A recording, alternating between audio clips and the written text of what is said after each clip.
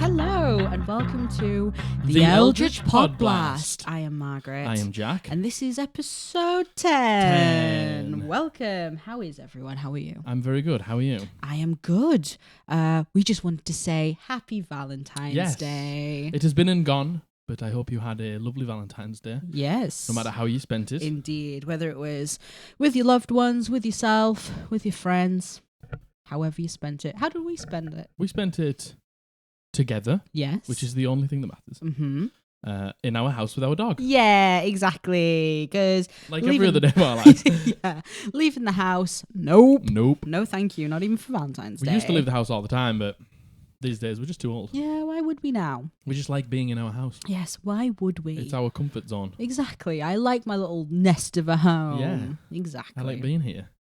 One more thing. Mm-hmm. Thank you all very much for your submissions on the submission form. We opened it on Monday. Well, we announced that we opened it on Monday, and we've had a couple of submissions through. Yeah.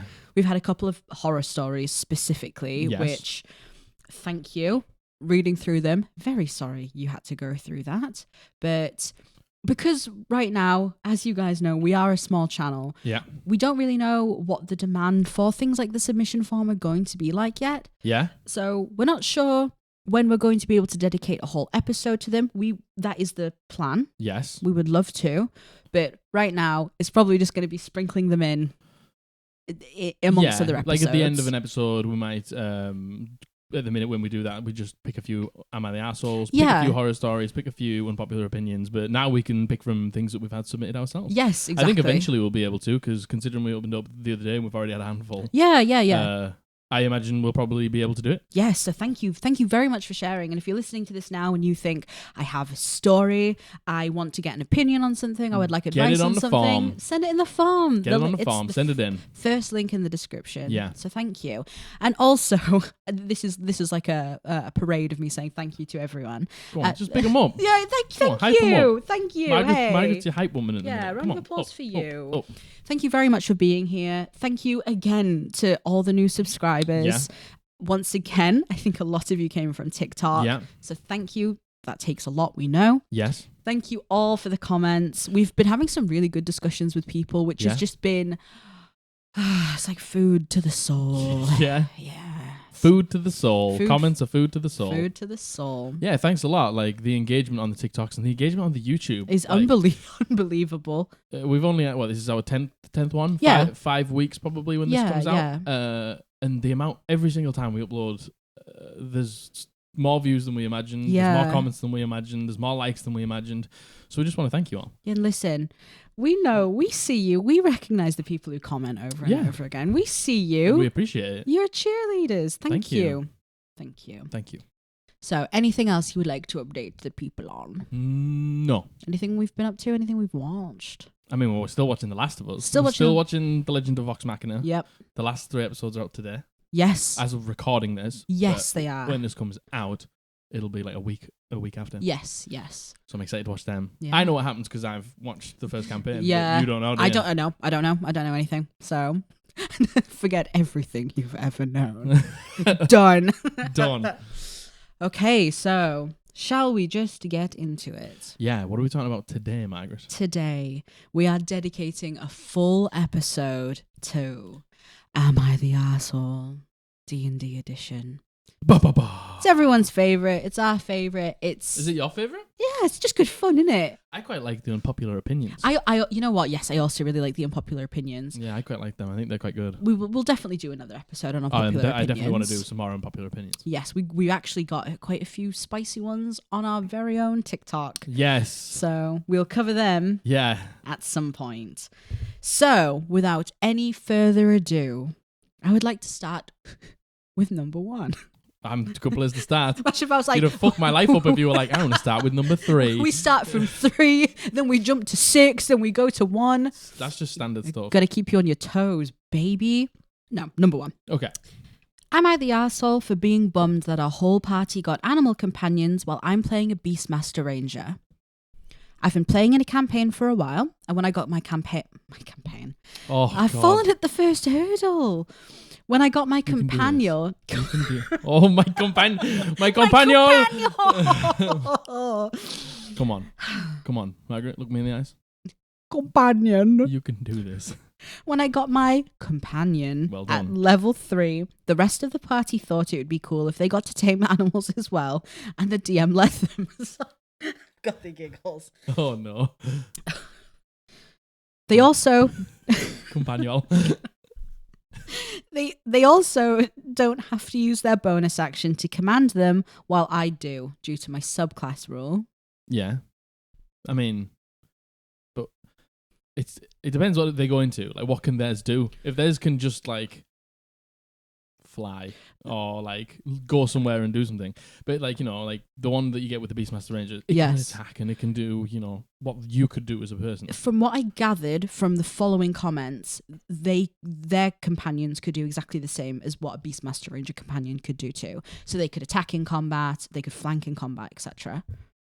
Well, that's not good. That's not cool. That's not good at all. What's the fucking point in being the Beastmaster Ranger? Literally, what is the point? What's the point in picking that subclass? And I understand wanting to have a cute animal companion. I truly really do. I get that. But also, you wouldn't want to step on your friend's toes like that, surely. I mean, yeah, and it also is completely unbalanced because they'll all have their own subclasses and classes and things like that as well. Yeah, and then they'll also have a companion. And it also depends whether this is the revised Beastmaster or the original Beastmaster. Yes. Because the original Beastmaster at late game was already massively underpowered. Yeah, I know. So if they're underpowered and then all of their friends can do the exact same thing, everyone has one as well. That's going to feel real bad. I agree. You're not. No, of course you're not the arsehole for being bummed. That sucks. Is that it? That's it. Wow. That's it. Okay. There was some follow-up in the comments. Like I said, people were trying to get clarification if they could do the same thing. And from what I gathered, yes. Yeah, that's what I thought. Like, if they could just do, like, simple things, like pick things up or interact with objects. Yeah, if they just had a cute companion. Just attack. And if they can just do things. And the fact that they don't have to use their bonus action to command them. What is with that? Like, as a DM... You want to let your players, like, you know, have fun. If they all want animal companions, like, no fun. Like, you know, you can let that happen, but you can't let it do the same thing that person's subclass can do. No, That's not definitely fair. not. No, you're not the arsehole. And no, you know not at all. I don't even necessarily know if anyone is the arsehole in this situation. I think that was just mishandled by the DM. Definitely. I think the DM maybe just got their wires crossed. Yeah. And well, I don't know if they got the wires crossed. I think they just wanted everyone to have loads of fun and everyone obviously got really excited. So they wanted that, but then they've indirectly just... nerfed the and whole point of being a Beastmaster completely Ranger. Fucked that player. Yeah. So... Oh, that sucks. That does suck. Beastmaster Ranger's cool as hell as well. No, I agree. I completely cool as agree. hell. I'm so glad it got, like, it changed. got sorted out. And it got sorted out. And to be fair, like, I know that 1D&D isn't out yet, but, you know, like, all the things that are coming with Ranger and 1D&D just looks good, you know. It does like, look good, I agree. I'm with you. Ranger kind of looks... after PHB, you know, when it got, like, Gloomstalker, it became better, but still, like, the favourite enemy and the favourite terrain. Yes. Unless your DM was particularly... lenient with those lenient things. And nice and like... put a lot of your favourite enemy in, put a lot of your favourite terrain in. You were squished into a box that you just couldn't... wasn't good. Yeah, no, I agree. But yeah, that sucks. And that sucks listen, the only reason you go Beastmaster Ranger is for the companion. I know, and like you want to be the one that gets the companion, and now all your mates have just got it as well. I know. So you just got your companion. Also, everybody else gets a companion. Companion for you. Companion for you. Got a little companion cannon. Yeah. Zoom, zoom, like zoom. a t-shirt. Yeah. Oh, no, I'm sorry. I know we're laughing, but sorry. Yeah, that sucks. Yeah, no, that sucks. That's really... It's pretty unfair. Yeah, you're not the arsehole. It's definitely pretty unfair not. And yeah, maybe just have a word with your DM. I imagine this is probably sorted out by now, but maybe just have a word with your DM and be like... It's supposed to be my thing. Yeah, I agree. It's supposed to be my thing. I agree. Sorry, my glasses, because my hair's different today, my glasses are sitting weird because the hair. Okay. So, okay. Sorry, I'm messing with my glasses a lot. I hope it's not distracting. I say as I'm like, I say as I'm like, fucking. Bat. Your glasses sorted now? Yes. Yes. Are they comfortable? Then yes, they're fine. They're fine. You sure? I turn around to the camera and they're upside down, hanging off. One of the lenses is missing. Popped out. I'm fine. Can you continue? I can continue. Okay. Okay, number 2. Okay. I should have been like number 7. Number 2. Yeah. Am I the arsehole for accidentally making my party feel powerless instead of empowered? So, the short story is that all campaign, the party have been finding the keys to awakening the Godslayer, who is based on the Doomslayer, in order to defeat the BBEG. If you don't know who the Doomslayer is, it's the dude from Doom. You know, the main dude who kills all the... He's got a mask. Oh, I had to Google it. I had to Google him. I have to be honest. I think I know who you're talking about. Anyway, they're awakening the Godslayer. Okay. These keys are artifacts that give each player a special power. Think Hand of Vecna level. Oh, so wow. Okay. Pretty high level stuff For at this each point. one, or when it comes together? I'm not certain. Doesn't really matter. It's still cool. Yeah. It all came to a head last night where they found his tomb, fought all the way through, slew the boss, and inserted the keys into his sarcophagus to awaken him. When it opened, he was dead, and the BBEG taunted the players to try their hand at taking him down, where even the Godslayer failed. My aim was to make the players feel daunted, but with each of them having an artifact with the powers of God, friendship, and anime on their side, they could succeed where the Fallen Warrior failed. Yeah, the Doomslayer. The Doomslayer, yeah. Where the Doomslayer failed. Yes. Yeah. But a message I got after we finished from a player was along the lines of, "You showed us an invincible killing machine, and they failed. How can we even attempt this? We have no hope." Where did I go wrong? I know there is a lot of context missing as it's hard to encapsulate. Mm-hmm. Did I approach this reveal the wrong way? Is it just a bad plotline in general? There is an edit where they give a bit more clarification. This is a high-level campaign where they have fought dragons and liches. I feel that's an important detail as they have killed creatures that are meant to be almost invincible to most. Mm-hmm. Another player has responded to my question I sent individually to them after this issue was raised. They said they like the twist of the MacGuffin is gone, it's up to you now, but I feel overstated that the Godslayer's power was... I overstated the Godslayer's power was too much. Okay. Fair enough, honestly. What do you think? I don't mind, personally, I don't mind a moment where you're supposed to lose. Yes. I don't mind it at all. Yes. I think I've watched a lot of, Critical Role. And there's moments in that where they have. Yeah. And I think there's something said for storytelling where, and I let you guys know at the beginning of my campaign, like there's nothing wrong with running from a fight. Yes, I agree. Just because I put a fight in front of you doesn't mean you have to take it. Yes. And sometimes that's part of it. Yes, although I do get the feeling from the way this is written and then the follow-up that the DM misinterpreted that the players were going to see the Godslayer was fallen, but with the power of everything else, they were going to be able to overcome it. It sounds like the DM... it was always going to be a fight that panned out this way. Okay. That's how I read it. So they had the fight. I don't know if they have had the fight yet. Okay. I just, after the fact that this was revealed, the DM got a message saying, "How can we even attempt this? We have no hope."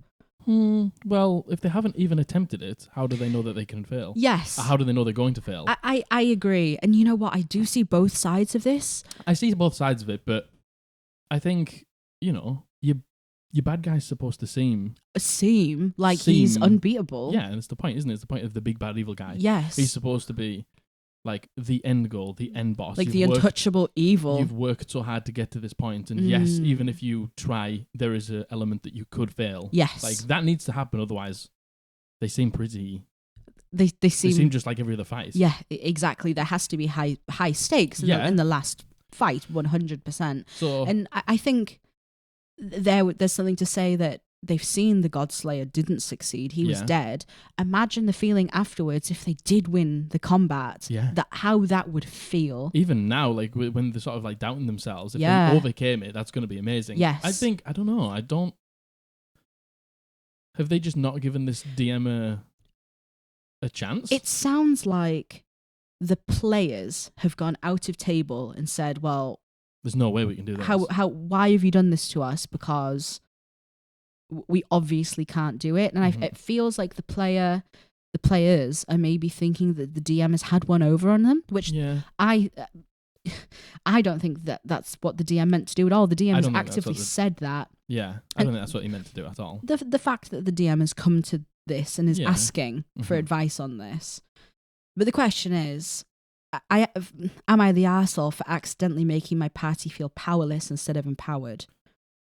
I don't think that's... I don't think so. I don't know. First of all, you didn't mean to do it. No, you didn't mean to, and I imagine, they are going to be able to kill it. Yes. And it is going to be an achievable goal for them. So yes, then yeah. I think, I don't know, the players like in their own heads a little bit about this. Yeah, I think potentially the players, I think maybe it disheartened them instead of, well, like they said, empowered them. Yeah. I get that. But, if they've gone through the whole campaign and got these amazing vestiges Yes. and fought dragons and won and fought liches and won, Yeah. surely at this point they must feel relatively empowered by their Yeah, DM. and they should have some faith in their DM as well. I think they should have a little bit of faith in their DM, yeah. It sounds like maybe there's a lack of trust here for reasons obviously we would never know. Yeah, there might be other contexts that we just don't know, but I don't think... I don't know if anyone's the asshole here. No, I don't think anyone... I don't think anyone's the asshole. I think they're being... I think I'm leaning more towards the players not being the assholes. No, I think they need to put a little bit more trust in the DM. Yeah, I agree. And do you know what? There was a comment that I feel summarized this perfectly. Go on. And it's a quote. It's not about knowing if you will win or that you even can win. It's about standing against the impossible odds because it's the right thing to do. If that ain't D&D. God, that gave me goosebumps. I know it gave me the same. Oh, I'm a little out of breath. That ain't D&D though. Yeah. I agree. Like, the thing is, when my players went into my BBEG last campaign, like, all week you guys were messaging, like, I'm fucking so nervous. I'm so nervous. Like, yeah. Are we going to be able to do it? What's our plan? Yes. Like, what do we do if this goes wrong? What happens if one of us goes down? Like, and things like that. But we knew you would never intentionally fuck us over. No, I would never intentionally fuck you over. I would never make it unachievable. Yes, exactly. And the thing is, it was close. You went down. There was only 3 people in my last campaign. Yeah. Margaret went down, Josh went down. And it was just Matthew. Yeah. And he transformed himself into he polymorphed himself and turned himself into a giant ape. And he got a natural 20. He was so low on hit points. And it was like last round he got a natural 20 and he ended it. Yeah. Man. Like, it was close. But that was amazing. It was so close. And those fights need to be tough. They need to be life or death. You worked from session 1 to the end of the campaign to get to that moment. Yes. If it didn't seem daunting, in my opinion, the DM hasn't bigged it up enough. Yes. Hasn't put enough at stake at that point. Yes, I agree. And yeah, I think this whole situation has just been misinterpreted in the wrong way. I think so. No one's the asshole. No one's the asshole. I'm sorry to all of you, to be honest, that it went down this way. I don't know if there was ever a resolution. I don't know if the fight ended up happening. This DM seems This seems like a good DM. Seems like a good DM who knows what they're doing. I think this will have been resolved. Yeah, and obviously the DM cares about their players' feelings because they're putting themselves on the line like enough this. to come onto the internet and be like, man, I don't know if I've done something wrong here. Yes. And they haven't. No, you haven't. No. I can guarantee you this will have been an epic ending. I completely agree. I really hope so. Yeah. Okay, so the next one. Yeah. Am I the arsehole for buying our Dungeon Master new minis for Dungeons and Dragons? Hey all, this happened last night and I'm still really surprised and shaken up. Okay. So me and a group of 5 other people, not including the DM, have been playing Dungeons and Dragons pretty consistently for about 4 months. Our DM rocks and the 7 of us get along super well. Awesome. Great to hear. So good to hear. Our DM has seriously gone above and beyond. Created an entirely new world with hand-drawn maps, lots of real props, bought each of us a set of dice, we each have our own colour, and folders that match the dice. That's so cute. With all of our information inside, including a laminated copy of the rules. I'm falling apart here. Falling apart. We're number 17 here, and I'm falling apart. Number 74. Also, the session zeros we all got were super in depth, and we all have characters we absolutely love. Amazing. Sounds great so far. This is just music to my ears. I don't know how it goes downhill so fast. Oh no.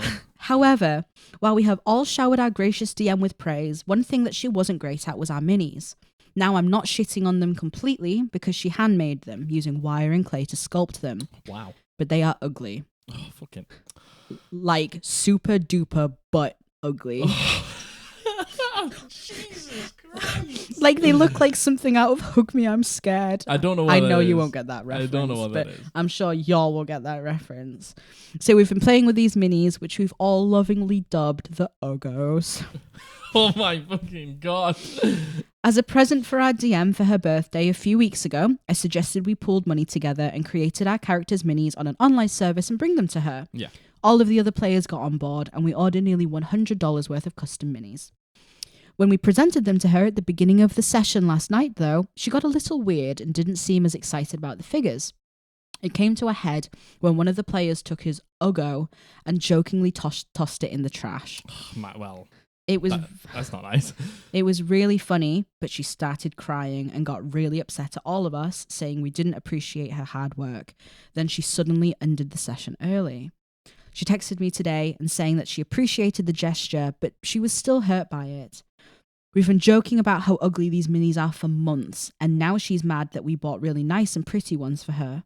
I also think her saying we didn't appreciate her hard work she put in was unfair. We always say what a great job she's doing. Just a note there. Did you buy them for her? Or did you buy them for yourselves? Or did you buy them for yourselves? Yeah. Because it's fine if you did buy them for yourselves, but don't say you were buying them for her. Yeah. Because I don't think that's the case. And it ends on, so Reddit, am I the arsehole for buying new minis for our DM? Or is she the arsehole for not liking a gift?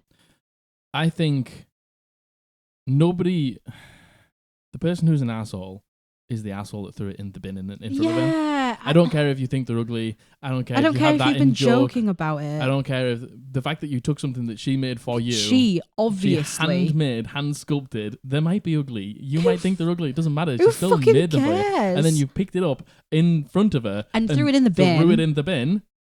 That's not okay. And then she started crying. I'm not surprised. Like, no shit, Jesus. If people, I make a lot of shit. Margaret for makes D&D. loads of stuff for D&D. A lot of stuff. If one of our friends, granted, some of it doesn't come out great. If one of our friends fucking chucks something in the bin I made for them in front of me as a joke, I'd cry. Yeah, I'd cry. Thanks, I'm crying now. Thanks, Margaret's crying now. So what do you think? I don't think, look, if you want to buy your mini and stuff like that, that's fine. Yes. Don't say it's for her, because that was clearly not for her. It was obviously for yourselves. for you, because you didn't like the way that her minis looked. Like, also, if you were joking in front of her that they were ugly, did you ever consider if that was... Did that hurt her feelings? Did you ever gauge her reaction to that? I'm not going to lie. You might find it funny and stuff, but that probably hurt her feelings as well. And she spent time on it. First of all, this DM sounds like an amazing DM. Oh my God, fucking... She bought you dice. Amazing session zeros. Yeah. Like, each got a character that was super, like, happy with. Super happy with the backstory and stuff like that. Made you, like, got individual dice, laminated character sheets. Yeah. Like, I just want you to understand... I wouldn't do that for my party. And I love my party. They are my best friends and I love them very much. But do you know what? Fuck them. I ain't got that time. Getting the laminator out. No. I can't even use a laminator. We've got one as well and I don't use it. I live for my laminator. So like doing all of that for your players. That's going above and beyond. Much. Like that is above and beyond. That is amazing. That is amazing. To be fair, OP has said we always praise her.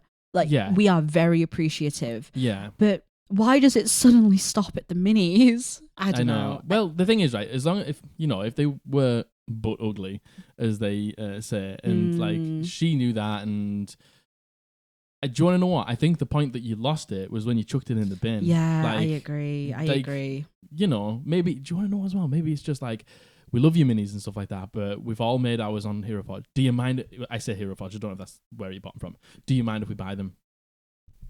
Yeah. Like, I think that probably would have made her feel a little bit better as well. I agree. And the thing is, it is really nice of all of you to want to pool the money together and to do it. Yeah, and it sounds like it's for the group. Yes, people are being a little bit vain by wanting their own... They're doing this as they're disguising it as an act of service for the DM. That's the problem. Yeah. They're like, oh, we're doing it for her. Don't know. She doesn't use them, though, does she? Yeah. It's your mini. Yeah, I so agree. I think a little bit more communication there would have been fine. Don't throw your DM stuff in the bin. Fucking read the in room. front of her as well. Jesus. And I'm not surprised that if she cried in front of you, I'm not surprised that she ended the session. She probably felt pretty shit. Yeah. So I think, yes, in this situation, you are the assholes. I think you had a good intention about it, but the way you executed it after the fact, and the fact now you're saying, am I the arsehole for buying new minis, or is she the arsehole for not liking a gift? That's not the right attitude to have. And that's also not the crack, though, is it? Not the right attitude to have. Not, because at I all. bought her a gift. You didn't buy her a gift. You bought yourself. You bought yourself a gift and tried to mask it as something for her. When she didn't appreciate it, you got upset. Yeah. So sorry, you're the arsehole. Yeah, I think you guys are. Yeah. Okay. Number 46. Number 46. Am I the arsehole? DM being snippy. Am I the ass? My DM recently got a bit snippy about players making rolls before or without them being asked for. They are saying that it is disrespectful to them, while I think it's kind of just controlling.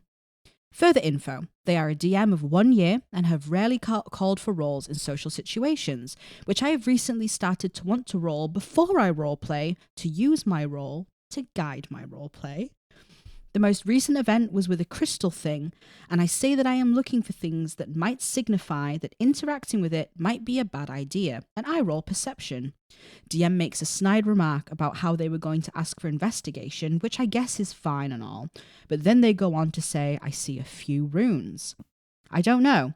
I think that both me and my DM have a point, but it just saves time to pre-roll. Besides, it feels like the players are being treated like children if we have to ask to roll for something and then get told to roll X, Y, or Z. Especially when we already know what should be rolled.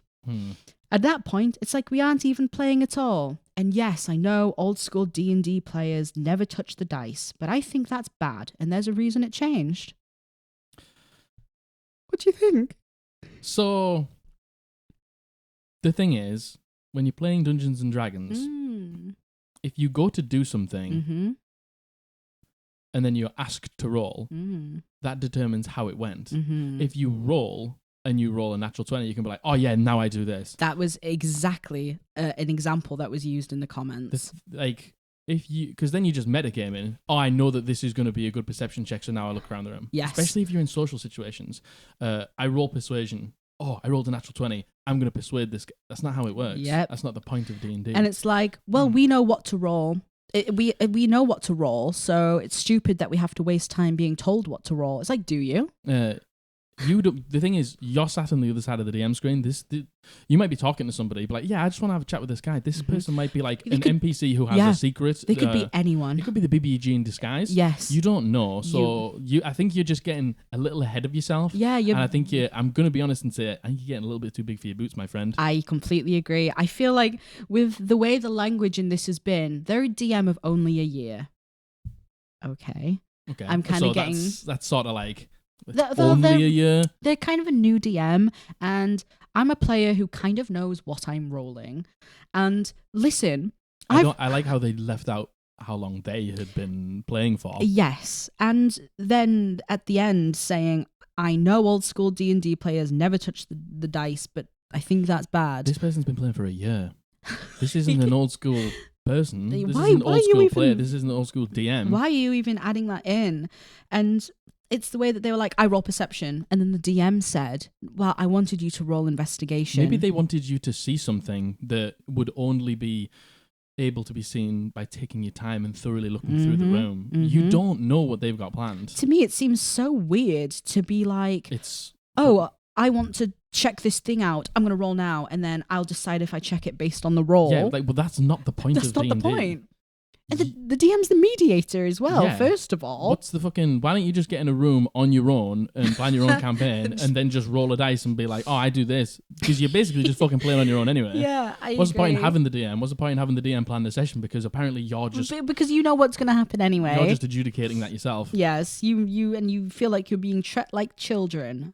You're acting like a fucking child. You absolutely are. Oh, I want to succeed before I do it because I don't want to fail. It's like failing's part of D&D. Yes, it is, absolutely. Why would you roll a dice if there wasn't a chance you were going to fail? Yeah.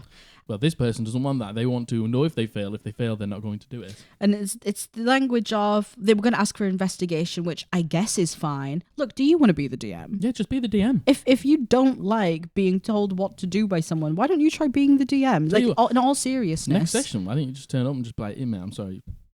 I'm the DM now. Look at me. I am the DM I am now. the DM now. And you can sit up there. Don't do that. No, don't do that. For But the love of God, don't do in that. all seriousness, it sounds like maybe you don't like being told what to do. I can relate. I get that. What But about your fucking DM? oh no, yeah, not by your your DM's DM. on your fucking side. I know. Why don't you have a go at DMing? Genuinely, I think you don't sound like a good player. This Sounds person has clearly got, I think, a little bit of adversarial tendencies. yeah, And I don't know if that's being a DM's good for this person. no, I know. Unless they change the way they're acting. Yeah, I just think. Listen, you're acting as if you know everything. Do you want to know what? In fact, I take that back. Be a DM and have your players all roll things before they do it, and see how that makes you feel. See how you feel. See how that makes you feel. I can almost, based on how this person is reacting, I can almost guarantee if they were the DM and people were doing this, they would be beside themselves. They would be so upset about it. Asshole. Yeah, sorry, you are absolutely the asshole. 100% the asshole. DM being snippy. Give your DM a fucking break. I know. Just back DM off. being snippy. You're the snippy one. Yeah. You're being snippy. Oh, Snip, snip. dude, I feel sorry for your DM. I really do. I do. I also feel sorry for your DM. I do. Yep, sorry, you're the asshole. Asshole. Okay, number 71. Yes. Am I a puss? Man, that's gone fast. 71. I can't 71. Believe it's 71, man. I know, unbelievable. 34 minutes in, 71. 71. Am I a poor sport for not wanting to play after rolling terrible stats? So I got into an online campaign. We rolled dice instead of standard array. My scores were, I kid you not, Oh, no. 12, 10, 10, 9, 9, 7. That's bad. Did they only have one plus? They only have one number above 10. 12. Yeah, they have 112. And that's a +1. That is so bad. So the other players were pretty lucky. The dwarf had rolled 2 18s, so already had 2 20s at level 1. Another player also had a 20 at level 1 and no negative stars. Oh dear. What was that? After reading out. What was that? Listen, reading 71, am I the arsehole? It gets to you, man. No negative scores, and the third didn't have a 20, but their lowest was a 14. I asked the DM if I could re-roll since other party members got really good rolls, and they told me that I couldn't do so. I just got unlucky and I had to deal with it. But I could try again if my character died, which would be very easy due to the low score. Probably. Now, I already wrote up a backstory, so I didn't want to ditch it. I asked that if I could just get my character killed, why not just skip that part and try to re-roll, or at least just use standard array? I was told no again, and that having some party members be stronger than others is just part of the game. And you can see that in most stories, because there are characters stronger than others in the same team. I can see your face. I said I didn't want to be the side character in the story, and with standard array, I would still be weaker, but I still got a no, so I said I would rather not play. They told me I was being a bad player, and that randomness is part of the game, and if I'm not going to embrace that, then I shouldn't play D&D and find another hobby. After that, I just left the group, but I still think about it. Am I the arsehole? I am not surprised. So, look, I roll stats. Yes. And I know I'm going to get absolutely fucking shotgunned in the comments here because everybody fucking hates it when I say this. Let's go. I'm locked and loaded. Oh yeah, just right. I'm gonna get both smoke and barrels from the comments. All you old boys are not gonna like come this. On, I have my players roll for stats, and I changed some of them. Bang, bang, bang, bang, bang, bang, bang, bang, bang, bang. And do you know what? I don't give a fuck what you say. I agree. Matthew rolled.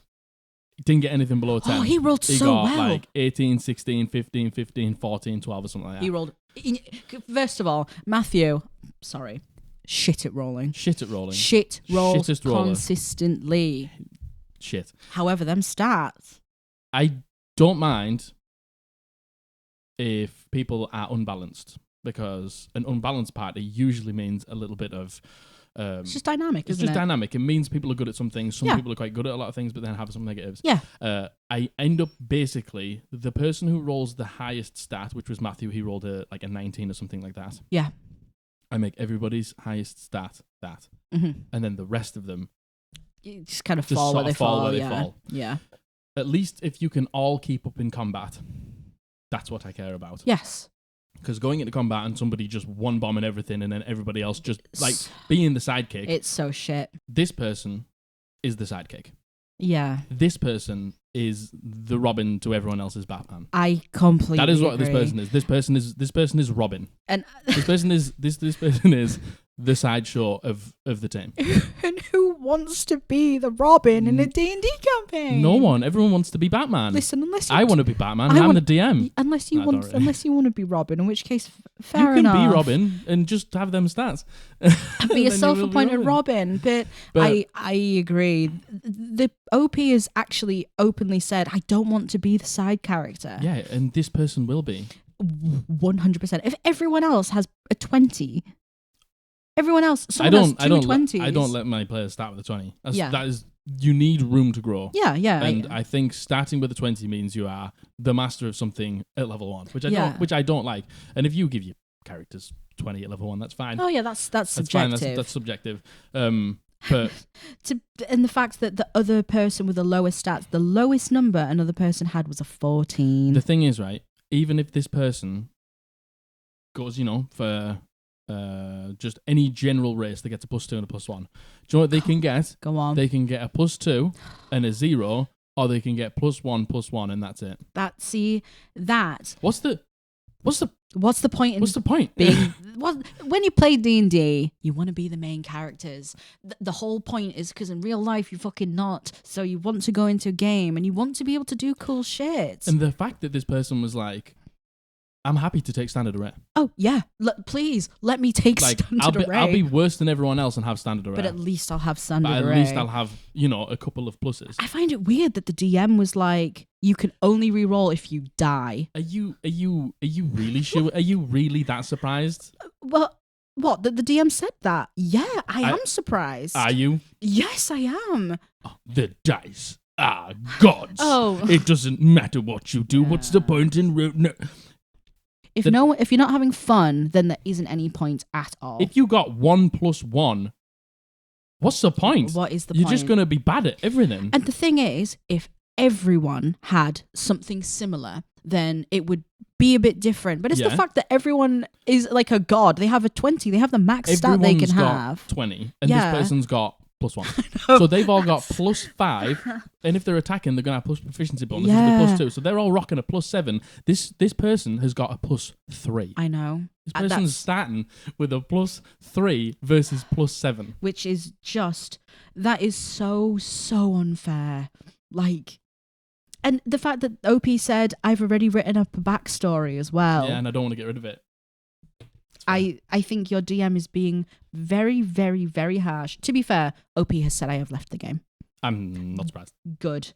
If your DM is not willing to compromise that early on something that is clearly going to give you a very bad experience compared to everyone else. There's a reason standard array exists. Yes. And that's really sort of like, in my opinion, the lowest it should go. Mm-hmm. I don't mind people being higher than standard array. Yeah.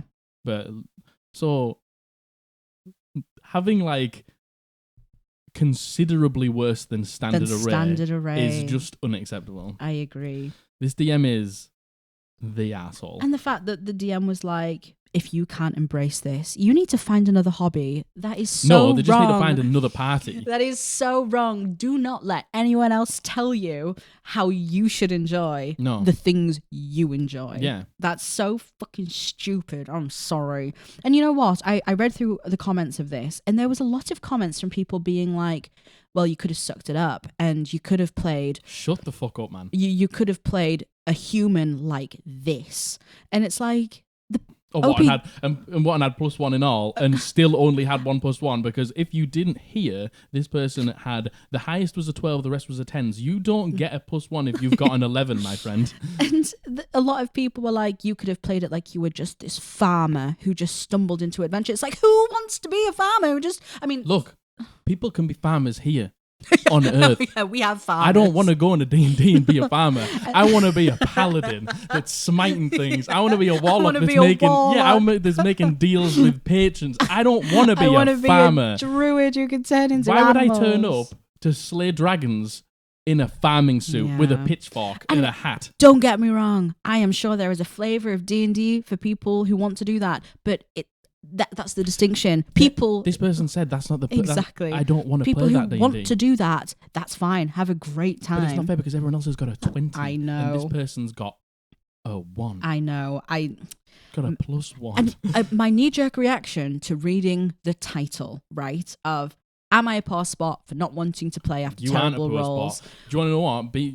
You're an amazing sport by saying, I'm even going to take I'll standard take standard array, which please. is going to nerf me in comparison to everyone else. You're a good spot for saying, just kill my character. Just kill my character. Just kill my character. Kill him. Oh, man, that's depressing.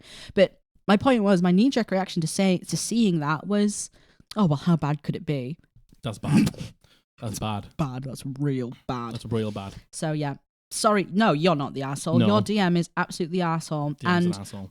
I hope your other players stuck up for you. But it doesn't sound like they did. Because they left. Yeah. Okay. On to number 8. 946. Yes, 946. Am I the arsehole for not giving them a retcon? So my group is going through one of the big hunts in Helania's Guide to Monster Hunting. Without giving too much away, in one of the hunts, the enemies all have immunity to necrotic damage. They were fighting their way through the mini-boss down to the final 2 enemies, when the bard says, "We have no options left. I'm going to cast Inflict Wounds on this one," referring to the biggest and strongest one. I asked if he was sure he wanted to do it. He said yes, and then his party members spoke up. The other 2 discussed the other options, all of which sounded good, but the bard kept backtracking to Inflict Wounds. He kept going on about how it was the only way to win this fight.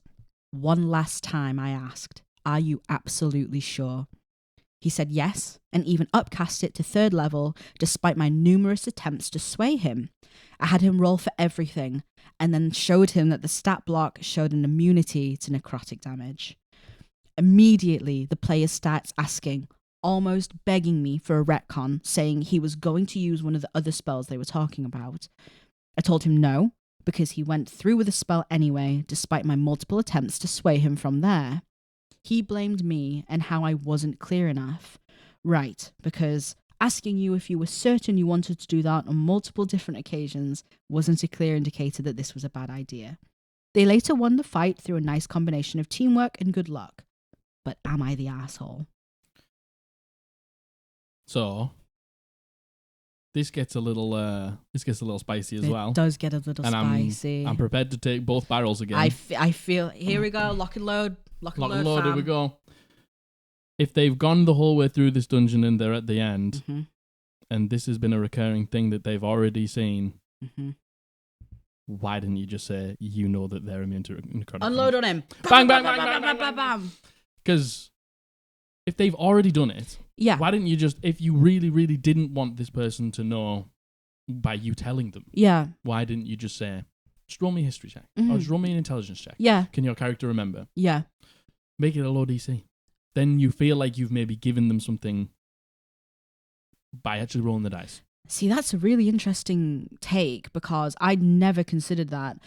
My initial thoughts to this was, well, the bard's the arsehole because the DM obviously made it clear. But then again, what's obvious to me... It obviously wasn't enough. Exactly. It obviously wasn't obvious enough. It might not be obvious to other people. When you're in that moment, it can get a little bit hectic. And you can forget some stuff. Yes. And, I mean, look, the bard, at that point, if they're berating you for saying, you should have been more clear, then, yeah, they are the asshole.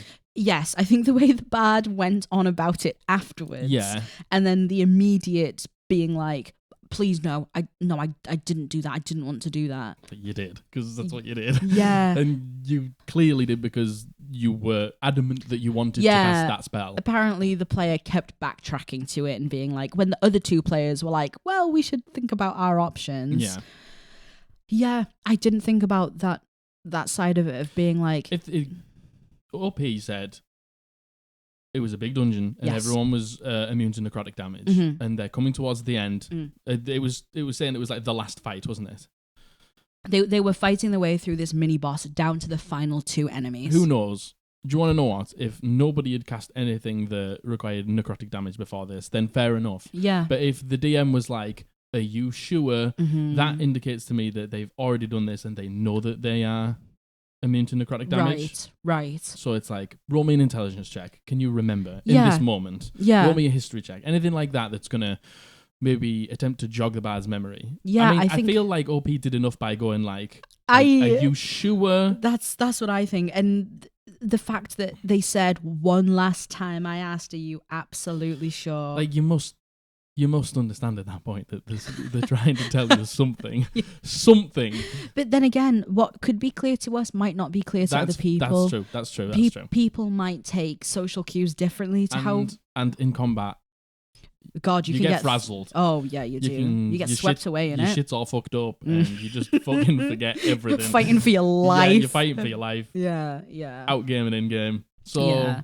I think the way that the player went about it afterwards, that makes them the asshole. That's the assholey bit.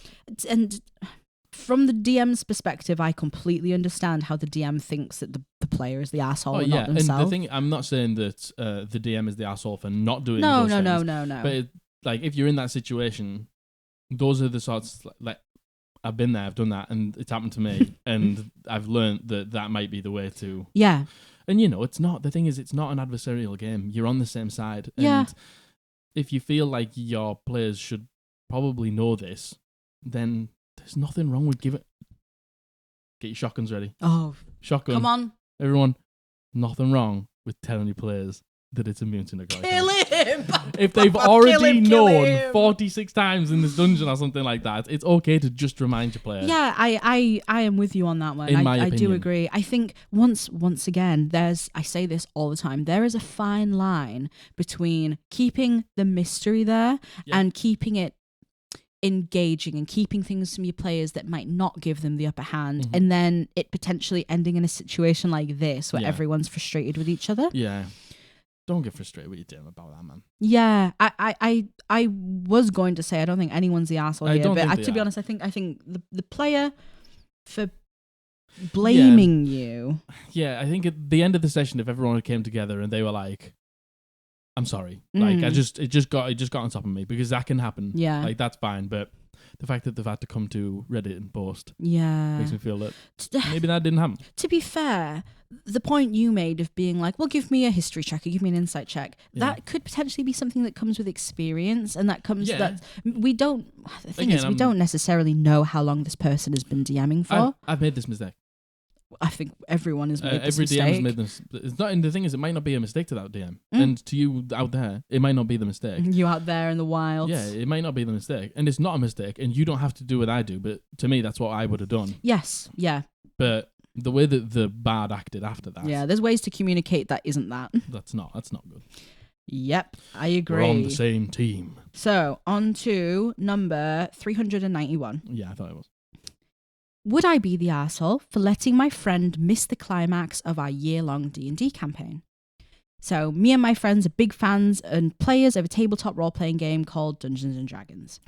We are 6 players and the DM, so 7 players in total, and we've played together in various campaigns for about 4 years now, so we know each other well and we are good friends. Okay. As a DM, I am responsible for the game prep for our sessions we play.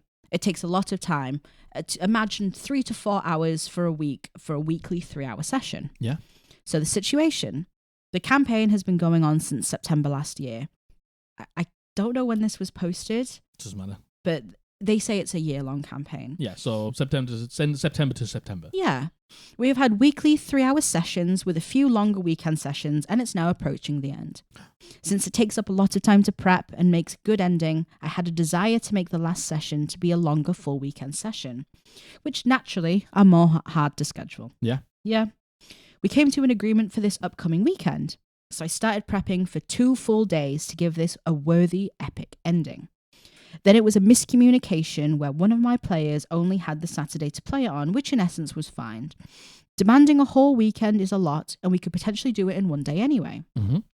However, the other day, I was told by this player that he could not do a full Saturday session, but only a half day on the Saturday. So it went from 2 days to 1 day to half a day.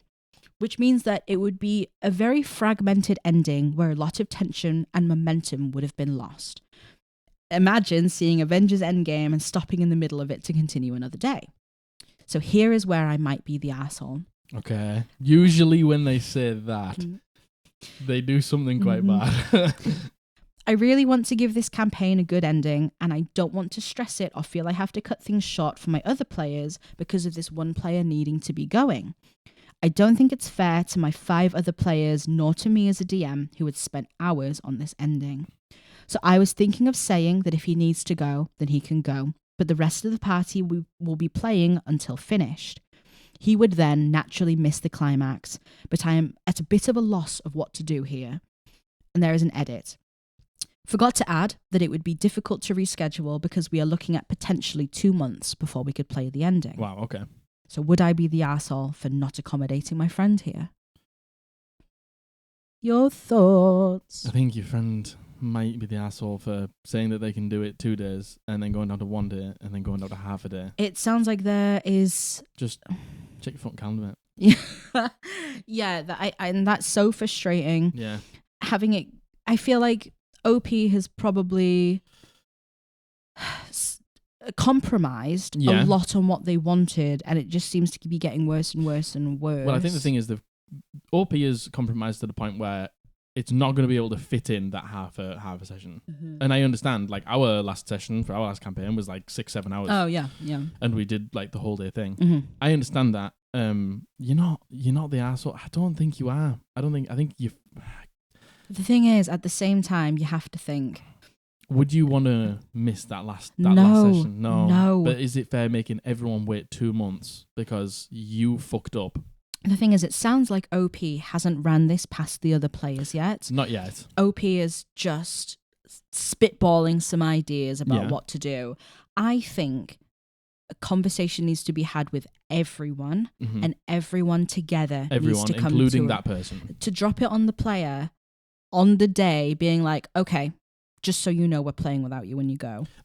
That's not okay. That is a no. That is a big no-no. And they've been playing for 4 years together, so they've said they're really good friends. I think to actively make that decision without anyone else's input, to leave your friend out of the final session of a year-long campaign. Yeah, but let's not forget that this person said they could do it. Yes. And then said, "Oh, we can't do 2 days. We can do 1. We can't do 1 day. We can do half a day." Yes. That is the asshole move. Yes, I agree. But I think what's best to do is, as much as it would probably hurt you, just move it back. Yes, I agree. Just move it back. It'll frustrate you now, but when that ending is able to happen on that weekend when everyone's there, it will feel so worth it. It'll feel so much better. It's easy to look at it right now and be like, God, it's such a long wait, or it will be ruined. But I would be upset. I would as well, and I think everyone else would be upset. Oh yes, and I agree. I think the person who can't do the weekend would probably be upset as well, probably with themselves at this point. I think everyone. I hope they would be a bit upset with themselves because that isn't okay to do. Yeah, but we have to remember things do crop up. But at the same time, if you know you've had something planned for X amount of time, they crop up. But not 3 times in a row for 1 day. But do they crop up from I can do Saturday, Sunday to I can do Saturday to I can do half a day Saturday? Yeah. That doesn't sound like something that is like just cropped up. That sounds like you've forgotten something.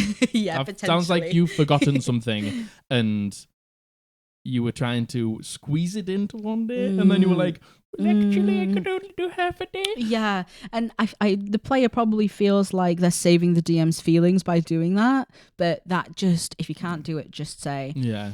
But I don't think really anyone is the asshole in here. There is things that have happened that are very unfortunate and that suck, but... Things could have been handled better. Yeah, situation. But to be fair, OP hasn't done this yet. They're just saying, would I? I never actually got to see if there was a conclusion to this. I think it would have just been better to move it back. Yeah. That's my decision. I don't really know, because you're not the asshole because you haven't done anything yet. Yes, yeah. But and you obviously care because you're trying to get advice on this. You're trying to sort it out. So. Your player should not have cancelled. No, two times. Yeah, I agree, and that is so frustrating. But I hope an open conversation was had with everyone and there was a conclusion met. Yeah. Whatever that was. But regardless, it's not going to take away from how epic the session is. No, it's not. It's going to be an amazing ending. make it better. Yeah, like the that tension weight. leading up to it. I mean, it would kill It me would kill personally. me as a DM as well. Yeah. I would change the session at least 90 times, and I'd be like, okay, I've got it. A day would pass, and I'd be like, okay, I need to change something. Okay, I need to change something. Yeah. I want to add this bit now. Yeah, it's a lot of time to stew on your own thoughts. On a last session. On a last session, yeah. Yeah. I think no one's the asshole here. I don't think so. If you had just done that on the day, yes, you absolutely would. Yeah, that wouldn't have been cool for them to just show up and be like, oh yeah, I know you're leaving, but we're continuing without you. Yeah, that would have been very, very mean. That would have sucked a lot. Whole situation sucks. I'm sorry, that's a shitty situation. It's pretty shit, that. All right. Episode number 666. Oh, of course. Metal. Yeah, you show him. You show him. Am I the arsehole for trying to break up a fight without prior permission from my party? Context, I'm a player in our party of 5 adventurers. In short, we were told to go to a dragon's lair to get the next clue as to where our objective is. And when we get there, we meet a non-hostile dragon and his human companion. Okay. We talk to them to get the following impression. The dragon is eccentric, easily excited, and has a very short attention span. Okay. And he also has a prosthetic leg. It's kind of cute. I know. He appears to me to be harmless and a bit silly. We then also talk to the human there, and we learn that he has a deal with the dragon. He is a scientist who gave the dragon a prosthetic leg in exchange for him to set up a lab in the dragon's lair. Okay. However, after a successful history check, Check. we remember that there are some rumours that he earlier in his life might have conducted some ethically questionable experiments on humans. What, the scientist. The scientist guy, okay. We also learn where to go next, so we have now achieved what we came here for. Mm-hmm. However, one of our party members has a strict moral code and attacks the scientist. The scientist then uses invisibility and seems to have escaped. This all occurred without the dragon noticing it. We then go back to the room where the dragon is, and one of our more, shall I say, chaotic party members casts a hex spell on the dragon, even though the dragon is completely unaware that we attacked his companion and is still friendly and are disinterested in us. The dragon immediately responds by doing a high damage breath attack, which deals about 25 damage to some of the party. It is then my turn, and I decide I really don't want to kill this previously non-hostile dragon, so I try to mediate by telling both my party to stop attacking him and promise the dragon that we won't do him any further harm. And I, admittedly, maybe stepped it up a notch too far by also stating that if the party keeps attacking the dragon, they have to go through me first. Well, my plea seems to have convinced 3/5 of the party, as our sorcerer casts Flame Wall in between us, with a damaging side facing the party, and also our paladin lays down his arms. The offending warlock and our bard, however, are dead set on killing the dragon. The bard rushes after the dragon after the dragon in a roundabout way. Sorry. You got it. You're doing well. Keep it up. 606 ones, you know. I couldn't read this much. The bard rushes after the dragon in a roundabout way. I follow him, hot on his heels, in order to hold him back. Ultimately, the dragon manages to flee, and we end the D&D session. Afterwards, the bard, who is an experienced D&D player and a DM, was quite upset with me, saying that I went against the party and what I did was bad team play. His arguments being, 1, no matter what, you should never go against the party once combat has started. 2, don't agree with that, but okay. Trying to mediate mid-combat is dangerous, as the bard had already taken about 1/3 of his HP and damage from the dragon's breath, and my gambit could have gotten us all killed. 3, it was right for us to kill the dragon. Firstly, because he thought it overreacted with its high damage breath attack in response to a relatively low damage hex. Secondly, the dragon now has no lair and he seemed mentally unbalanced. We ultimately let loose an irrational being with the power to kill many people. Yeah, and it was your fault. My counter-arguments are, 1, isn't the fact that we have the possibility of role-playing our way out of a fight instead of mindlessly killing everything whose name tag turns red the whole reason we play tabletop role-playing games? Yes. Also, it doesn't seem right that just because a party member picks a fight in an orphanage, I should throw my own conscience out of the window in order to be a good team player. Exactly. 2, when I made my first mediation attempt and said They had to go through me first. I was fully accepting the fact that they might kill my character, and I would have been fine with it. But with my Witcher-esque character, they wouldn't have been allowed to live with killing a monster that just wanted to be alone and was generally non-hostile to others. Okay. The Bard and the Warlock even claimed that I was acting out of character and that I must not have played The Witcher since I didn't just jump at the chance of indiscriminately killing a monster for any potential reward. You two don't get to tell this person how to play the character. And with regards to the safety of the other team members, I think that a risk that you run when you do is stupid, aggressive, morally questionable stuff like this. Your party might go against you. And finally, 3. I don't get the logic of this. The Warlock and the Bard clearly wanted to kill the dragon, and now the post rationalize it with, oh, the dragon escalated the fight, when they would have clearly killed the dragon either way. Am I the arsehole? No. Man, I think everybody knows that before we begin. Yeah, man. Look, this goes back to what you said about, like, you can run away from a fight. Yeah. And first of all, they started the fight. They started the fight. They killed the scientist. They didn't kill the scientist. Did they not kill the They scientist? stabbed the scientist and the scientist turned invisible. Yes. And the dragon wasn't aware of this. Yeah, the dragon wasn't aware of this happening. And then they just cast Hex on the dragon. So, your Bard and your Warlock are assholes. Yeah. But the person, do you want to know what? That's a lie. The person who, after the game, turned to you and said, you shouldn't have done that. No matter what, you should stick with the party. Here's 3 reasons why you shouldn't ever do this. I would have gone, let me stop you there, my friend. I don't want to hear it. I can do whatever I want. I can do whatever I want because this is D&D and it's a role-playing game. In the same way that it's so hypocritical because the Bard is being like, no, I wanted to kill the dragon. No, I wanted to kill the dragon. I'm going to do the dragon. That's what I want to do. But you can't stop me doing that. OP steps in and is like, you shouldn't. And then the Bard's like, you should never, ever go against the party. That Bard. Come on. Go and fuck themselves. And you know what? I don't think it's a coincidence that they're an experienced D&D player and DM. Oh, yeah. You know, as soon as you heard that. I know. I know better than you. This is giving very much, I know better than you. I know better than you. You shouldn't do that because I've played D&D for longer than you. The way being like, you should never go against the party once combat has started. Says fucking who? Stab. Literally says who, and it's the way it seems like the Bard is completely talking down to this person like they're a child. Yeah, they are like really punching down on this person. They're being like, just so you know. Just so you know, I'm gonna tell you this once and once only. And if you don't listen, then you're a bad sport. Get fucked. Shut the fuck up, man. You boring bastard. Such a fucking lame thing to say. That's so boring. And oh, God. Telling anyone what to do. And the thing is, I understand if there's conflict in game. Your characters can disagree about things 100%. Yes, of course they can. And like, clearly they did. Like, this person who is a monster hunter who's more like has an ethical code about hunting monsters. Hunting monsters. And then this person's like, your arbitrary opinion means nothing. Yeah. I'm sorry. Just because you've played longer means nothing. Like, and I want you to know that it means fuck all.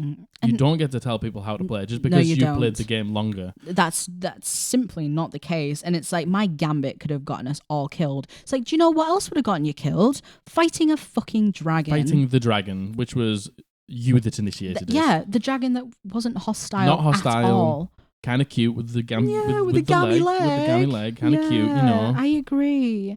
And also the Bard being like, well, the dragon overreacted to a simple little hex. It's like, what do you think a dragon has? What do you think a dragon has? A dragon has a fucking breath attack, obviously. There was 5 of you. The scientist went invisible and ran away after you tried to stab them. And then there was the dragon on their own, and you cast a hex spell on it. I think the dragon acted quite accordingly in that moment dragon, to protect themselves. No offense, should have absolutely killed that character. I feel like the DM has been very, very lenient there. Quite gracious there, probably. And once again, it's the fact that in the party of 5 of them, 3 of them didn't want to fight this dragon, and then the other 2 absolutely insisted on it. I just think that is so unfair. It's a game. It is a game. Yes, we live in a society. It is a group game. Yes. You can't just be a dickhead. Simply It's put. fucking simple as this guy. This person's just a dickhead. Yeah, the person. To This be fair, they have said just a that dickhead. they have said that bad is a he, but He's a dickhead. yeah, just so. You know what? I'm sorry you got talked down to like that. First of all, committing to the bit. Oh, committing to the bit and like laying down your arms and being like, you'll have to go through me first. Yeah. Sick. I don't know a lot of people who would do that. Kind of sick. Yeah, I agree. And that the other people kind of sound to me like they borderline being fucking murder hobos. Yeah, it sounds murder hobo-esque.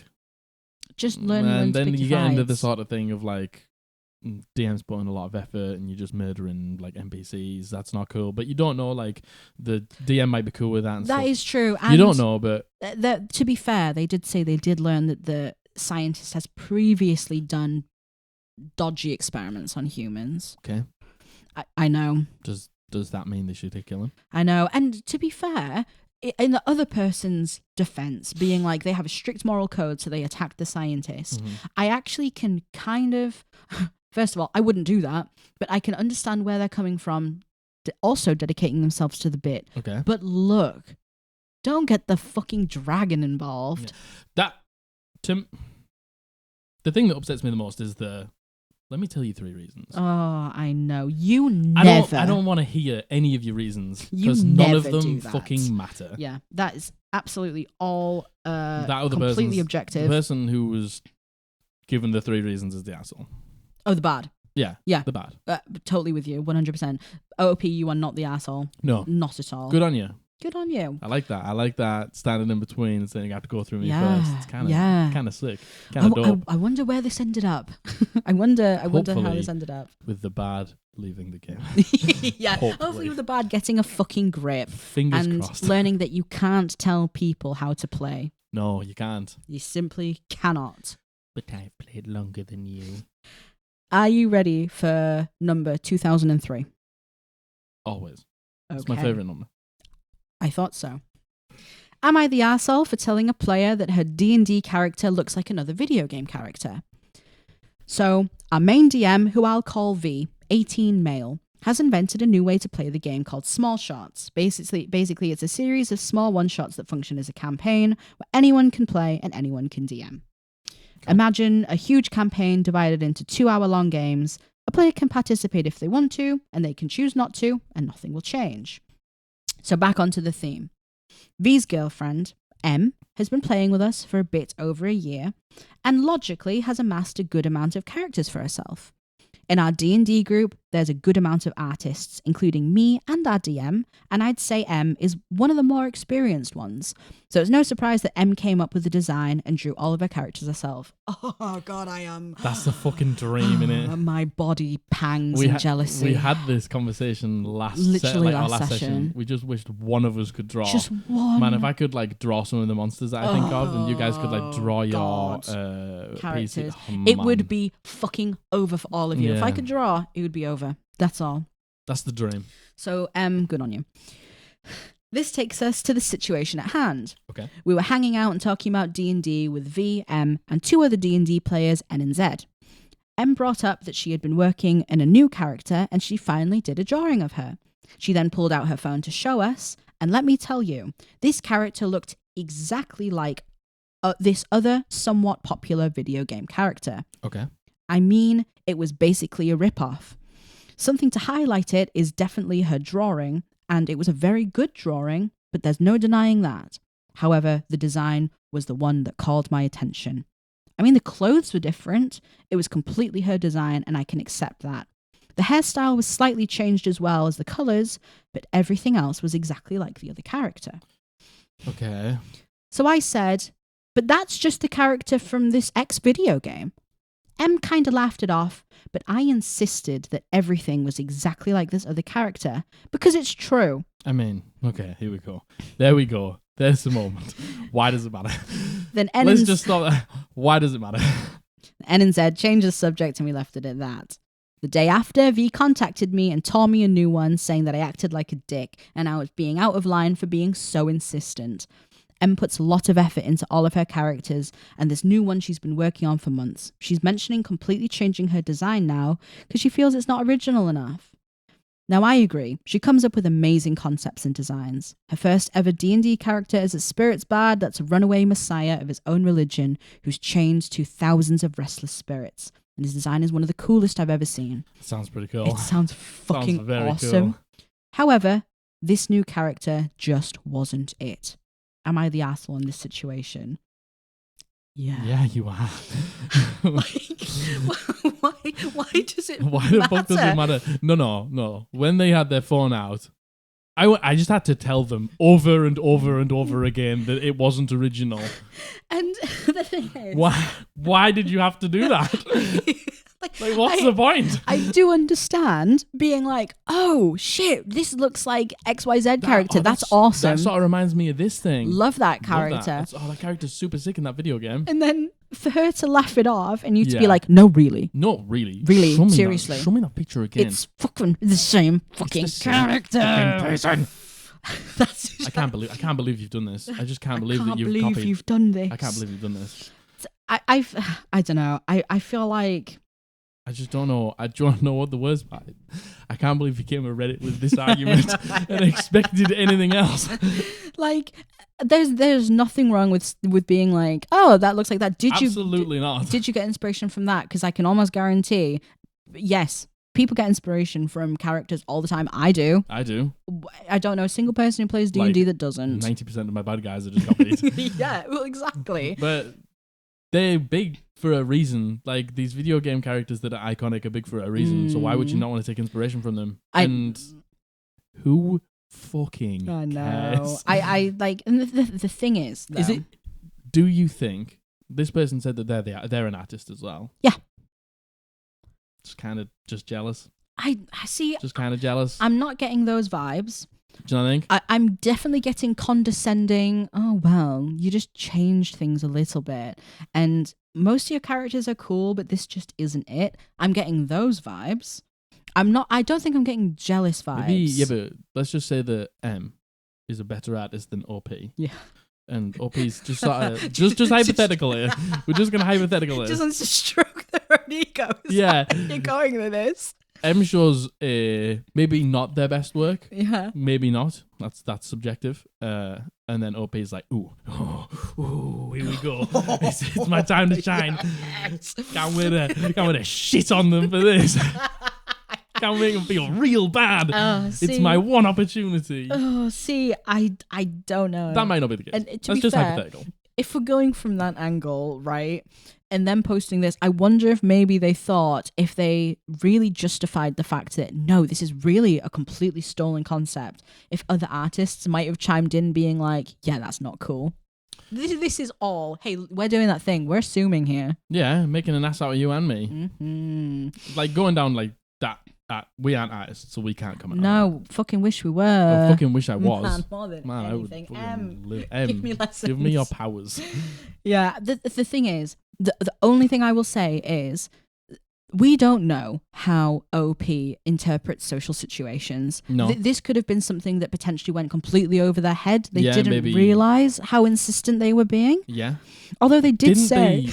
Weren't they very self-aware and said, I was a bit too insistent? I did say I was being So, insistent. But you're right. Like, maybe they're not amazing at reading social cues. Yeah. And maybe didn't realise that they were pushing it too far until it had got to that point. Yes, which, to be fair, does happen. But... OP does recognise. I was giving him a bit too much grace. So. OP's the asshole. Oh, sorry, OP. Sorry, OP, you're the sorry, asshole. OP. But really, let me siphon them powers from you. You can draw my characters any day. Okay, this is second to last. Okay. Well, this must be 4,653?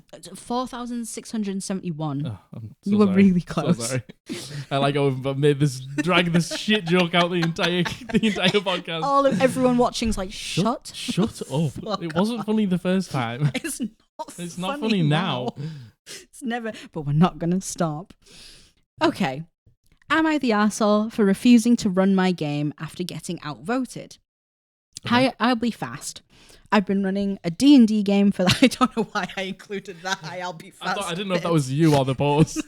I'll be fast, guys. Don't worry. I'll be fast. I know we're on 4,671, but I'll be fast. Gotta go fast. I've been running a D&D game for the last 4 years. Last session, one of my players abruptly attempted to kill an NPC during peaceful negotiations. They teleport away after the PC fails to kill them, then the PCs escape. The city, full of the BBEG's military after a successful war, and now killing them on sight. This means they can't complete any of the quests I spent the last 4 months writing. Quests that would have been able to have gotten them to assemble a fighting force to take on the BBEG. Mm-hmm. I wanted to retcon it because I have 4 months of effort dropped into these quests. I want to salvage all the cool plot lines I have, which is my source of fun for the game. However, if I did that on my own, it would be a mirror of the murder hobo behavior that got us here, so I put it to a vote. I'm outvoted, as one player abstains. I now have zero motivation to run a game for these people anymore, as I even expressed how frustrated I felt, and I feel like I've been completely ignored. So am I the arsehole for wanting to pick up the toys and go home? No. I feel like that's a... No, you're not. That's such a terrible, awful situation to be in. Murder hoboing, just like, was the thing is we don't know if there was a reason to kill this NPC. It doesn't sound like there was. It doesn't sound like it. If No. we're just going off of this context, the person who tried to attack the innocent NPC is the asshole. There is an update. Sorry, there is an update. So the quests they were doing was negotiating a workers' union for a bunch of blacksmiths who got their wages cut once the war ended. If they succeeded, then they'd have a small army of blacksmiths willing to forge weapons for PCs against BBEG's occupying force. So it's sort of like a take the city back situation. Yeah, and it sounds like they actually were working during these peaceful negotiations, and it was abrupt that this NPC was just killed. I mean, tell you what, I'm going to say something right now. Go on. Should we lock and load? No, Okay. no lock and load. All right, I'm just going to hand out a little bit of praise. Being that prepared, man. Like having 4 months. First of all. Like, there is, I want to say it, like, that is unbelievable that you've got that much plan for your players. That's so cool. Can it get a little railroady if you plan that far ahead? Potentially. But we can't say whether yes or no. We can't say yes or no because it might just be like a massive sandbox town where they've just thought of every single situation. They go here for a quest. They go here for a quest. They do this. They do that. Like, we don't know if that's going to get railroady. Yeah, and to be fair, I'm pretty sure there's some people out there that will. There is absolutely say that it will. Yes, absolutely, yes. And players should be able to kill whoever they want. Well, they got to deal with the consequences. If that's the case. That's it. It's dealing with consequences, and like, I'm not surprised that this person has, like, if you go to a new, I don't plan a huge amount. Like, my planning is quite minimal. Yeah. If we move to a new zone, I will spend more time planning that week to make sure I've got every sort of circumstance in that zone, which I did this week because we were going to a new zone. So I understand getting to a new place and planning quite a lot. Yeah. And the fact that your players heard that and then voted against you. Yeah, you know what? I don't really like that.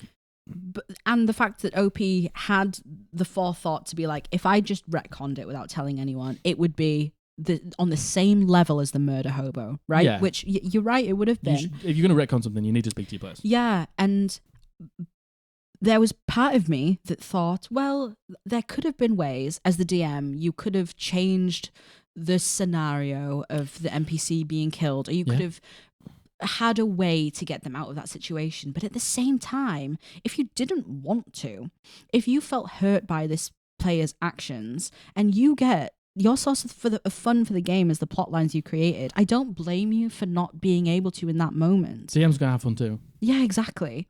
Like, the DM's not just there to adjudicate what the players do. The DM is there to have fun as well. Yes, exactly. And the fact that you then had you took it to a vote, and I'm assuming let the players know how you felt, and someone abstained, that would hurt. Yeah, and then I understand how you feel by when you say, like, my motivation's gone, because you've got a story to tell. surely your players turn up to hear the story you tell. Yes, they might change it. Well, yes, they might hit a curveball here and there and things like that. But just trying to kill an NPC for no reason. Yeah, and they've been playing for 4 years. Yeah, I don't know. I just feel like I feel quite sorry for this DM. I do too. I think, you know what? There was people in the comments who were being like, "Well, that's the point of the game. No, Things can change, and you have to be able to run with it, and you can't be too precious." It's like, says who? Tell you what, if I start my game and I plan an NPC and my players just go up and kill it, just not playing. Yeah. But the thing is, that needs to be like, it's 4 years down the line though. I know. Like, it seems really out of the blue. You set your stall out, no murder hoboing. Like, if you just try and kill my, like, that's, I don't care what anyone out there says. You're allowed to say, if you just kill my NPCs, I'm not playing with you. Mm-hmm. You're allowed to say that because we put a lot of effort in. Yeah, of course. You spend a lot of time. This person spent a lot of time doing this. 4 months. I'm not saying that you shouldn't plan 4 months in advance, but that's up to you. That's how you plan. Yeah. You're allowed to say that. You're allowed to say no murder hobos. And if someone's like, well, that's the point of the game, it's fucking not. That absolutely is. It might be the point of the game for you. Yeah, join a murder hobo campaign. Yeah. That's fine, where you can kill everyone and everything. That's fine. But that's clearly not the way they're playing. Up to this point, because this person's got hurt by a murder hobo situation, so they obviously don't do it all the time. I can't help but wonder if the player who abstained, was that the person who killed the NPC? Probably. Again, that is not clarified. We are just assuming that. Just assuming. But yeah, I don't know. I feel like the DM is very shocked. Yeah. They said it was abruptly tried to kill them. And there is consequences to your actions, and you have to have consequences to the actions. I just don't know where it goes from here. Well, there's basically 2 ways. They stop playing together, Mm. or the DM has to find some motivation from somewhere to want to keep going. But why would they want to? I know. When if they just put another NPC in, this person just goes, "Oh, well, I kill him." Yeah. Yeah, and without knowing the context of like the last 4 years as well, it's hard to say. But first of all, you are absolutely completely valid in feeling like that. Yeah, I would feel like that. I wouldn't want to go and plan a session if I knew that my players were just going to kill the NPCs. Yeah, and what's the fucking point of having them? Exactly, and we all have to understand the rules and the way you perceive things should be. And you play with dice, so yeah, it has to happen like this. No. If you're not having fun, you play in whichever way brings you all joy. You take the dice out of the game. You take the G out of RPG. Like, come on. I hear you. You can say that. I don't agree with you, and I don't want to hear it again. I know. Shut the fuck up. That's not the fucking point. I feel so bad for OP here. There wasn't an update as to where it went from here, but I hope. Yeah. However it got resolved, it did get resolved. Yeah, I agree. Don't fucking be a murder hobo. Unless you're in a murder hobo campaign where you know it's okay and your then DM is fine with it. Away. Then murder hobo away. But murder hoboing in the campaign like that, where there's so much prepping, isn't okay. Yeah, I agree. No. Asshole. Fuck you. Scrap everything I said. You should fucking be able to be fluid and do whatever your players want. Don't get married to ideas. Okay, so we are on to the final one. What number do you think this is? I lost count at it. I'm not even going to say it. Go on, tell me what it is. We're actually on 21,682. Nice. Hit me. We got so far into this. Hit me. Background. Sorry. The title is just Am I the Arsehole Dungeons and Dragons? Okay. So background. My brother and I have been playing D&D together forever. And with the last 2 years, we've been getting his friend into playing. Okay. We've run into a few issues with her as a player. She tends to get up from the table and wander off and to blow whatever her characters are doing. She's been told multiple times not to do this. She also has a bad habit of leaving my characters in the lurch. Her characters just stop fighting mid-battle or never join in, and makes lunch for the party, not actual real food, just roleplay. Not cool when we're in combat. Okay. Today is the finale for the year-long campaign, fighting a big bad monster. We had a plan to set up last week. Her character uses the wand to paralyze the monster. My monk stuns the monster to give everyone advantage to hit. Nice. Then her archer and my rogue combo attack for the cool factor. And her druid comes in after her wizard fireballs, since my monk and rogue can handle a fireball with their skills and not the druid. It sounds like they're balancing multiple characters. Okay. Today, she starts making lunch while my rogue and monk move up looking for dangerous monsters and wanders off from the table. The DM makes her come back. She does do the wand of paralyze once we see the monsters, and that's where the plan ends. She announces she's going to fireball and tells my characters to back up. We do. Instead of fireballing, she ice storms, which prevents my character from reaching the boss for 1 to 2 rounds. At this point, she starts wandering off again, and anytime it's my turn, and pretends to be a wolf. Fucking hell. I put my character sheets away, trying to signal the DM, my brother, that this session isn't going well. I'm rather annoyed she isn't paying attention. Perhaps we should put this on hold until she is paying attention. I'm ignored. My turn comes back around and she starts talking over me when I start. So I let her finish all of her characters before I do anything, and she doesn't hear what I do because she's left the table again. The final round, he changes the order because she's not at the table anymore, and my rogue still hasn't gotten to go. I do my setup combo attack, and she's told to come back to the table, and the DM recaps because she wasn't paying attention. She gets the final shot and immediately gets back up and wanders off. I think it took her a solid 3 minutes to realize the combat was over, and so was the campaign because she wasn't paying attention. So when I ask, am I the asshole? I just want to know if I have unrealistic expectations. A DM letting a shitty game happening and totally fucking over the other players just in exchange for letting their friend do whatever they want. I think he should have postponed the game at some point so she actually might appreciate the finale and not exclude my characters almost entirely from the fight. Or am I a complete buzzkill? What do you think? This is chaos. This is absolute chaos. What do you think? I don't like the fact that she gets up and leaves the table when it's somebody else's go. It's like everyone listens to you when you're doing your cool stuff. You should listen to everyone else. Yep. It's only fair. Pretending to be a wolf, making lunch. Just fucking chaos. But I'll tell you what. These people clearly just want different things from Dungeons & Dragons. Yes. These people just want different things from the same game, and they just need to be in different groups. Yeah. A group that doesn't care if you get up and leave. Yes, and completely. You can just not listen and stuff like that. And that's fine if that's the group that you're in. But this other person clearly wants to be immersed and wants you to listen to them as they're doing their cool stuff, and that's fine as well. Yeah. You aren't being a buzzkill. I don't think getting up and leaving the table is, like, particularly polite. Standard.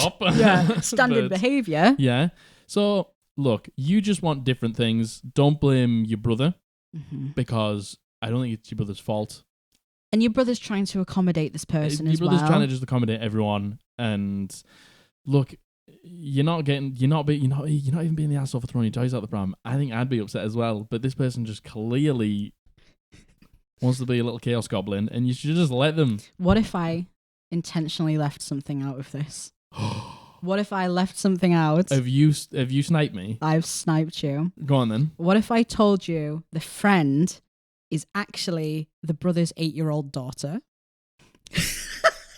Then fair. When you were like being a wolf, I was like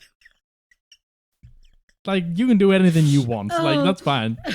Being a wolf, making lunch, leaving the table. Does that change? Yes, of course it does. Context is key. This poor 8-year-old girl, I'm surprised she's even... This guy was like, we need to make a plan. We need to paralyze and stun and kill. She's like, I can make us lunch. She's 8. That's cool. She's 8 years old. She's like, yeah. I'm gonna go be a wolf. I'm gonna go be a wolf now. Standard 8-year-old stuff. 8. I'd want to be a wolf at 8 years old. I still want to be a wolf at 29 years old. So I just wanted to see what your reaction would have been. prior to the like knowledge me that she's giving an out 8. fucking proper advice. You're Like like- these people need to find different groups. The thing is, though, you actually do make a good point, right? Quite clearly, this person. How old's the OP? I don't know. There isn't any. I imagine ages. not 8. I'm assuming. I mean, I don't know. 7. Maybe they're all. Yeah. Maybe they're all younger. infants. Yeah. Oh, I don't know. But to be fair, it's that saying. My brother and I have been playing D&D together forever. And within the last 2 years, we've been getting his 8-year-old daughter into playing. If you have a problem with your brother's 8-year-old daughter playing, maybe you just don't play with this. Did you know what? I imagine you can find a group that doesn't have someone's 8-year-old daughter in it. Completely. I imagine. And the bit at the end where he's like a DM letting a shitty game happening and totally fucking one of the players' joys in exchange for letting their 8-year-old daughter do whatever she wants. She's 8. Also, to clarify, by the way, this is never me asking if the 8-year-old is the asshole. It's me. She's 8. This is just between me and my brother.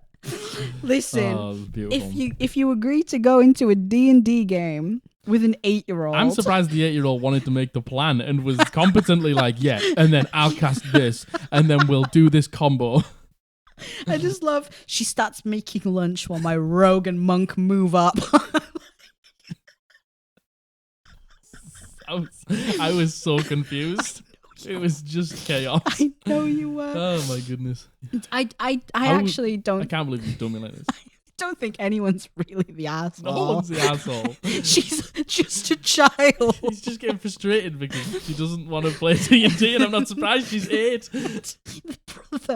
The brother wants to include his daughter in Of something he course cares does. about. Of course he does. And I understand being frustrated as the other player who's genuinely trying to play Yeah. D&D. But look, you She just signed up wants to play. She wants to be a wolf, man. Just let her Just be a let her wolf. be a wolf. Just let her live the wolf life. Oh man, I really liked that. That was Oh, fuck you. did you like that little plot Yeah, twist? That was a good plot Sorry if you guys at home That was a- also sat there twist. like, That was a plot twist. what the fuck is she talking about? That was a plot twist. I couldn't look at you because I was like, I know for a fact he thinks this is wild. I love how Who you wouldn't think that's wild? She just gets up, makes lunch, and then pretends to be a wolf, comes back in on all fours going, oh. Oh, I love that. Well, that's the end. We got through nearly 30,000 there. Yeah, we did. And I think we The ended the joke continues. I think we entered on the best one. Definitely. Oh, so sorry, I've got the giggles That was now. amazing. I hope. Don't let anyone tell you you can't be a wolf. No. Doesn't matter how old you are. If you want to be a wolf and Be make a people wolf. lunch, I just love she was going to cast fireball. I love the mental image of them like working on a plan. And the kid sat there like, yeah. She's not sat there. She's on all fours. She's howling at the moon. She's in a wolf suit. She's in a wolf suit. Things that you pull the arms and ears and go like that. Well, Oh, I think that about does it. What about you? I agree. That was a lot of fun. Well, I think that was a mixed bag. Yeah. There was some. Nothing's going to top that last one. Sorry. No, never, ever. Oh, well. I hope you all enjoyed this. Yes. I hope you especially enjoyed that last one. Yeah, I did. We hope you enjoyed a full episode of Am I the Assholes? Yes. I know a lot of people have said it's their favourite segment, so I Yeah. just thought, fuck it, why So not? we'll just ram a bunch in here. Yeah, well, Okay. again, thanks for being here. Thanks for being here. If you enjoyed it, please leave a like, Subscribe and ring the bell. for notifications when we upload our videos. Thank you so much. We Thank you have all. been the Eldritch Podblast. Yeah. We'll see you next time. See you next time. Bye. Bye.